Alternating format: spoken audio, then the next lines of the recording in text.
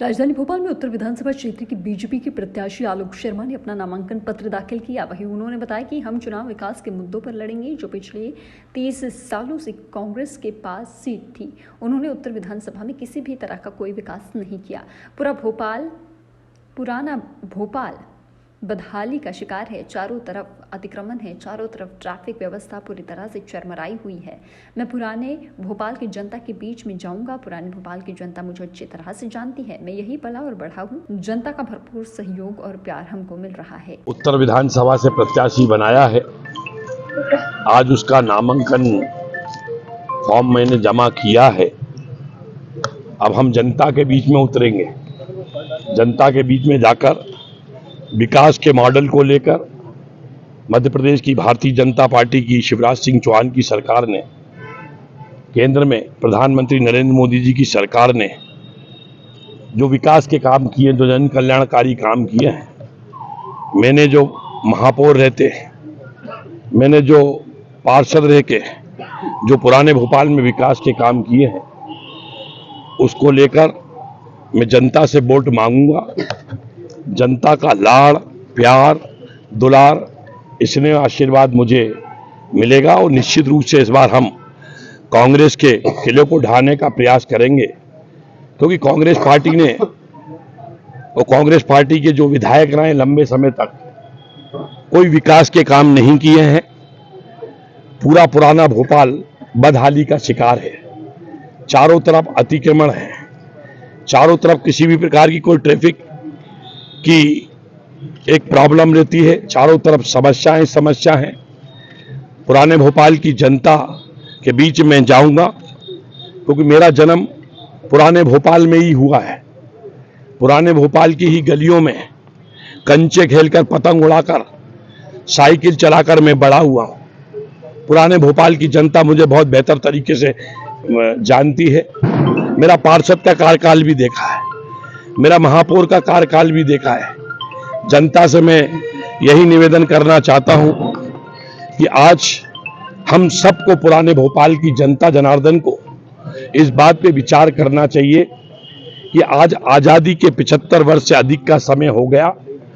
आज कांग्रेस की गलत नीतियों के कारण, कांग्रेस के विधायक की गलत नीतियों के कारण यहाँ का चुनाव दलीय आधार पे नहीं होता। यहाँ का चुनाव केवल चुनाव जीतने के लिए इस चुनाव को मेजॉरिटी और माइनॉरिटी का चुनाव बना दिया। अब नहीं होना चाहिए, क्योंकि कहीं ना कहीं नई पीढ़ी का आगाज हो गया है। पीढ़ी परिवर्तन के दौर से समाज गुजर रहा है। हम सब 21वीं सदी में जा रहे हैं, तो कहीं ना कहीं ये चुनाव विकास के मॉडल के ऊपर होना चाहिए।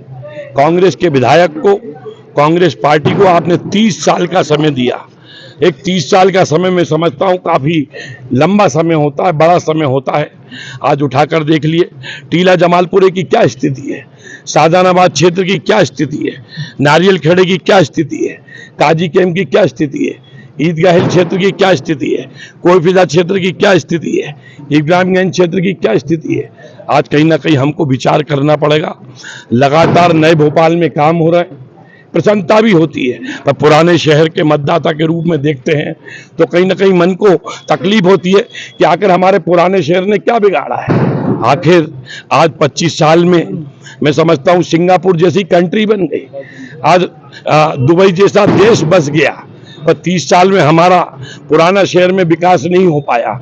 मुझे लगता है कि इस विकास नहीं हो पाया, क्योंकि कहीं ना कहीं तो बीजेपी की सरकार है और विकास की बात करती है बीजेपी, क्योंकि कहीं ना कहीं विकास को लेकर हम जनता के बीच में जाएंगे और जनता के बीच में हम बताने वाले हैं कि आज कांग्रेस के विधायक ने कोई विकास के काम नहीं किए हैं। विकास के काम अगर किसी ने किए हैं तो भारतीय जनता पार्टी की शिवराज सिंह चौहान की सरकार ने किए हैं। अगर पुराने शहर के अंदर अगर आज हम एयरपोर्ट जाते हैं, इंटरनेशनल एयरपोर्ट जाते हैं, तो कई बार लाल घाटी के ऊपर जाम की स्थिति रहती है। अगर आज लाल घाटी पे फ्लाईओवर बनकर तैयार हुआ है तो भारतीय जनता पार्टी की शिवराज सिंह चौहान की सरकार में वो बना है, इसलिए आप हमको वोट दीजिए।